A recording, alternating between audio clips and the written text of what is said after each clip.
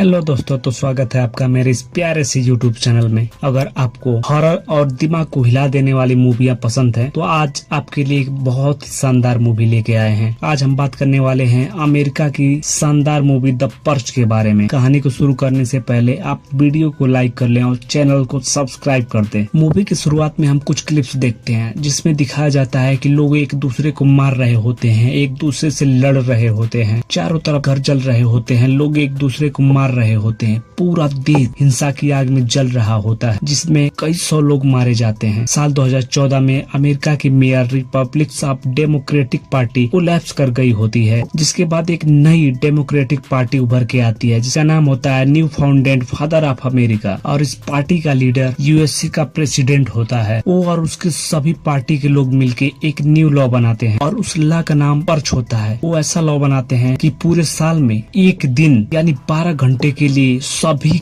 Crime legal हो जाते हैं और उस 12 घंटे में कोई भी इमरजेंसी सर्विस अवेलेबल नहीं होगी। और उस 12 घंटे के रात में लोग अपने गुस्से को कोई भी क्राइम करके निकाल सकते हैं। यहाँ तक कि लोग उस 12 घंटे में एक दूसरे की जान तक भी ले सकते हैं। और उसके बाद हमें 2022 का सीन दिखाया जाता है और इस लॉ पर्च के कारण यूनाइटेड स्टेट एकदम क्राइम फ्री हो गया होता है और बेरोजगारी का दर 1% से भी नीचे चला गया होता है। और दिखाया जाता है कि आज के दिन पर्च का दिन होता है। आज पर्च का दिन होता है और हमें जेम्स नामक एक आदमी को दिखाया जाता है। जेम्स अपने घर पे जा रहा होता है। जेम्स एक महंगे नेबरहुड में रहता है। जेम्स देखता है कि उसके पड़ोसी उसके घर के बाहर ब्लू फूल रख रहे होते हैं और उस ब्लू फ्लावर का मतलब होता है कि वो सभी लोग पर्च के सपोर्टर हैं। जेम्स भी ब्लू फ्लावर लाया होता है और जेम्स का प्लान उस पर्च के दिन अपनी पत्नी मैरी और बेटे जॉय के साथ पूरी रात अपने घर में बिताने का प्लान होता है। जॉय अपने रूम में अपने बॉयफ्रेंड हेनरी के साथ रहती है। ये बात जेम्स को एकदम पसंद नहीं होती है और इसी बात के कारण हेनरी वहाँ पे चुपके से आया होता है। हेनरी वहाँ से जाने वाला होता है, तभी ये लोग देखते हैं कि पड़ोस में एक आदमी अपने हथियारों को साफ कर रहा होता है। मैरी फ्लावर्स को अपने घर के बाहर रख रही होती है, तभी मैरी की पड़ोसी ग्रेस उनके लिए बिस्किट लाई होती है। वो बात करती है कि लॉकडाउन 1 घंटे में शुरू हो जाएगा और ये बातें करने के बाद दोनों अपने अपने घर को ले निकल जाती है। जेम्स का बेटा चार्ली अपने अजीब से दिखने वाले खिलौने के साथ खेल रहा होता है। उसके बाद पूरी फैमिली शाम को डिनर करती है और डिनर करने के बाद जेम्स पर्च की तैयारी करता है। सबसे पहले जेम्स अपने घर के आसपास लगे सभी सर्वेलेंस कैमरों को ऑन करता है। उसके बाद वह सभी सिक्योरिटी लॉक को ऑन कर देता है और उसके बाद इसके सभी दरवाजे मेटल से लॉक हो जाते हैं, यानी कि कोई भी अंदर आ ना सके। आखिर में जेम्स अपनी तिजोरी से एक गन निकालता है। उसके बाद वो अपनी फैमिली के साथ बैठ जाता है और उसके बाद टीवी पे पर्च के सभी रूल रेगुलेशन बताए जाते हैं। क्लास 4 और उसके नीचे के सभी वेपन लीगल होते हैं। सायरन बजने के बाद 12 घंटे के लिए सभी क्राइम लीगल हो जाएंगे, यहाँ तक कि किसी की जान मारना भी। पुलिस, एम्बुलेंस, फायर सर्विस सभी 12 घंटे के लिए बंद कर दी जाती है। जैसे ही अनाउंसमेंट कंप्लीट होती है वैसे ही सायरन बजता है और सायरन बजने का मतलब होता है कि पर्च चालू हो गया है। और जेम्स अपने परिवार और अपने बच्चों को बताता है कि हम सभी लोग प्रोटेक्शन में हैं, हमें कुछ नहीं होगा। जॉय अपने रूम में चली जाती है, लेकिन चार्ली को ये सब चीजें एकदम पसंद नहीं होता है। जेम्स उनको समझाता है कि ये सब चीजें सही है, इसके एक दिन के मिलने के कारण लोग अपना गुस्सा बाहर निकाल सकते हैं। जॉय को अपने रूम में कुछ आवाज आती है। इमरजेंसी चालू होने से पहले ही हेनरी रूम में आ गया होता है और वो कहता है कि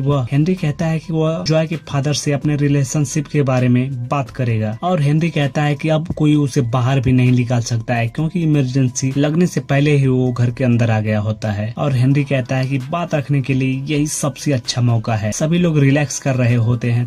तभी देखते हैं कि चार्ली अपने टूटे फूटे खिलौने के साथ खेल रहा होता है। पूरे घर में कैमरे वाली गाड़ी को घुमा घुमा के सभी तस्वीरें देखता है। वह अपनी कार को कैमरे वाले रूम में लेके जाता है। वो तभी कैमरे में देखता है कि एक आदमी किसी आदमी से बच के भाग रहा होता है और जेम्स के घर के बाहर पहुंच गया होता है। और चार्ली भागते हुए कंप्यूटर वाले रूम में यानी कैमरे वाले रूम में जाके देखता है कि वह आदमी इसके घर के सामने मदद की भीख मांग रहा होता है और उसकी मदद करने के लिए चार्ली मेटल डोर को ओपन कर देता है। इसी बीच हेनरी जेम्स से बात करने के लिए सीढ़ियों से नीचे आ रहा होता है। तभी जेम्स को पता चलता है कि चार्ली ने डोर खोल दिया है। तभी जेम्स भागते हुए आता है और डोर को बंद करता है, लेकिन डोर बंद होते होते वो भागता हुआ आदमी अंदर आ जाता है। जेम्स, मैरी, चार्ली और वो आदमी एक ही जगह पे होते हैं और तभी हेनरी ऊपर से आता है और जेम्स के ऊपर गोली चला देता है। हेनरी जेम्स को मारना चाहता है क्योंकि वह जॉय के साथ रह सके और जेम्स के फायर से हेनरी घायल हो जाता है। यह देखकर जॉय उसे बचाने का प्रयास करती है और जेम्स तभी आसपास देखता है तो जो आदमी इनके घर के अंदर आया होता है वो अचानक गायब हो जाता है। अब इनको सेफ रखने के लिए यह इन्हें एक सेफ रूम में लेके जाता है और जेम्स उस आदमी को खोजने के लिए बाहर जाता है, लेकिन जॉय के कमरे में वह हेनरी की बॉडी को पाता है और तभी जेम्स को महसूस होता है कि वो आदमी उसके दरवाजे के पास खड़ा होता है और जैसे ही जेम्स घूम के देखता है तो वह तुरंत गायब हो जाता है। तभी जेम्स कैमरे में देखता है कि उसके घर के बाहर बहुत सारे लोग आए हुए होते हैं और वह सभी लोग मास्क पहने हुए होते हैं। ग्रुप के सभी लोगों के पास हैवी हथियार होते हैं। उस ग्रुप का लीडर जेम्स को जानता है और वह उससे कहता है कि उसका एक टारगेट हो गया है और उस ग्रुप का लीडर जेम्स से कहता है कि उसके पड़ोसी ने बताया है कि हमारा एक टारगेट तुम्हारे घर में आया है और उस ग्रुप का लीडर जेम्स से कहता है कि तुम हमारे टारगेट को दे दो, अगर तुमने हमारे टारगेट को वापस नहीं किया तो हम तुम्हारे घर के अंदर आ जाएंगे और अंदर आके तुम सबको मार देंगे। और तभी बाहर के लोग जेम्स के घर की इलेक्ट्रिसिटी काट देते हैं और जेम्स की फैमिली ये सोचती है कि हमें टारगेट को यानी जो आदमी घर के अंदर आया है उसको खोज के हमें उसको बाहर करना होगा, लेकिन चार्ली ऐसा नहीं करना चाहता है। जेम्स और मैरी टारगेट को ढूंढने के लिए चले जाते हैं और चार्ली भी अपने कैमरे से उसको खोजने का प्रयास करता है। तभी चार्ली को टारगेट सोफे के नीचे छुपा हुआ दिखता है और चार्ली उस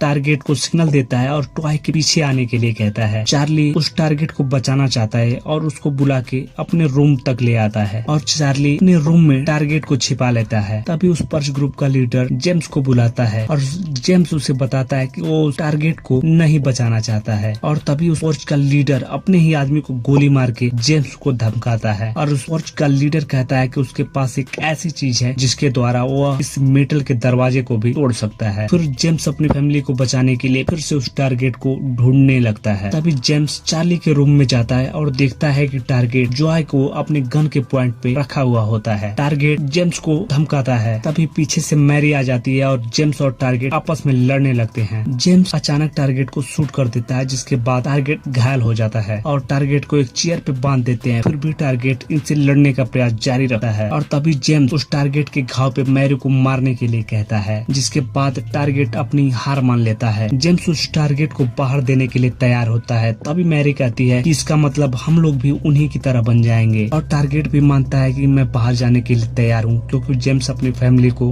बचा सके। तभी जेम्स को समझ में आता है कि वो कितना गलत है और तभी जेम्स कहता है कि हमें इनसे लड़ना होगा और तभी एक सीन दिखाया जाता है कि ग्रुप वाले उस मेटल प्रोटेक्शन को हटाने का काम शुरू कर देते हैं। ग्रुप वाले एक मोटे चैन को दरवाजे में बांधते हैं और उसको ट्रक के द्वारा खींच के दरवाजे को तोड़ देते हैं और जेम्स चार्ली को एक गन देता है और उसे बेसमेंट में छुपने के लिए भेज देता है। जेम्स टारगेट को कुर्सी से खोलना भूल जाता है और खुद लड़ने के लिए तैयार होता है। जॉय अपने कमरे में छुप जाती है और टारगेट अपने आप को कुर्सी से खोलने का प्रयास शुरू कर देता है। पर्च के लोग अंदर आना शुरू हो जाते हैं। तभी एक आदमी पर्च के मुख्य लीडर के लिए गेट खोलता है। पर्च के सभी लोग जेम्स के घर के अंदर सभी लोगों को ढूंढने लगते हैं और तभी उसके ग्रुप का एक आदमी चार्ली को ढूंढ लेता है। उस ग्रुप का आदमी चार्ली को मारने वाला होता है। तभी जेम्स पीछे से आके उस आदमी को शूट कर देता है। जेम्स उस ग्रुप के कई लोगों को मारता है। तभी उनका लीडर आता है और जेम्स को चाकू मार देता है और जेम्स जमीन पे गिरने लगता है और इस पर्च का लीडर उससे थैंक यू कहता है और जेम्स के माथे को चूमता है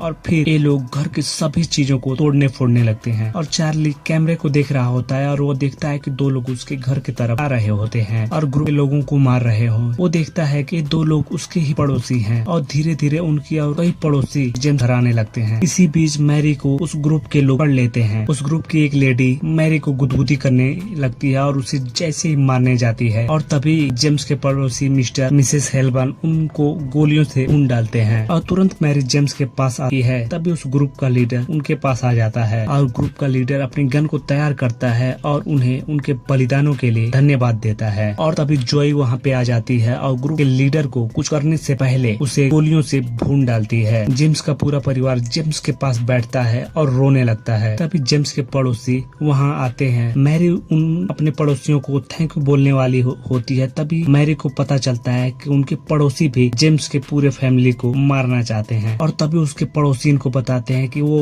इनसे बहुत जलते हैं क्योंकि ये लोग बहुत अमीर है और उसी जलन के कारण ये लोग इन सब को मारना चाहते हैं। और उसके बाद पड़ोसी जेम्स के बॉडी को घसीटते हुए दूसरे रूम में लेके जाते हैं और मैरी अपने बच्चों को बचाने के लिए उनसे भीख मांगती है और पड़ोसी उन्हें डक्ट टेप से बांध देते हैं। और सभी पड़ोसी दूसरे रूम में एक दूसरे का हाथ पकड़ते हैं और न्यू फॉर्मिंग फादर को ये मौका देने के लिए शुक्रिया करते हैं। और उसके पड़ोसी कहते हैं कि उन्हें हमेशा से जेम्स को मारने का मन था, लेकिन इस पोर्च वाले ग्रुप ने उनके कामों को आसान बना दिया। और जैसे ही पड़ोसी जेम्स की फैमिली को मारने वाले होते हैं तभी टारगेट वहाँ पे आता है और इनको बचाने लगता है। टारगेट मिस्टर हेल्बर्सन को गोली मारता है और टारगेट ग्रेस को गन पॉइंट पे ले लेता है और सभी को एक लाइन में खड़ा कर देता है। और तभी टारगेट मैरी से पूछता है कि तुम इनके साथ क्या करना चाहती हो। और तभी मैरी के पड़ोसी रेज बोलती है कि तुम हमें मारो और इन सब चीजों को खत्म करो। लेकिन मैरी कहती है कि हम सभी लोग साथ बैठेंगे और जब तक इमरजेंसी खत्म नहीं हो जाए। और सभी लोग पड़ोसियों के साथ मैरी एक टेबल पे सभी लोग साथ बैठे होते हैं और एकदम शांति होती है। तब भी टारगेट पड़ोसियों की तरफ गन को तान के बैठा हुआ होता है। चार्ली और जॉय अपने फादर के पास बैठ के रो रहे होते हैं। तभी अचानक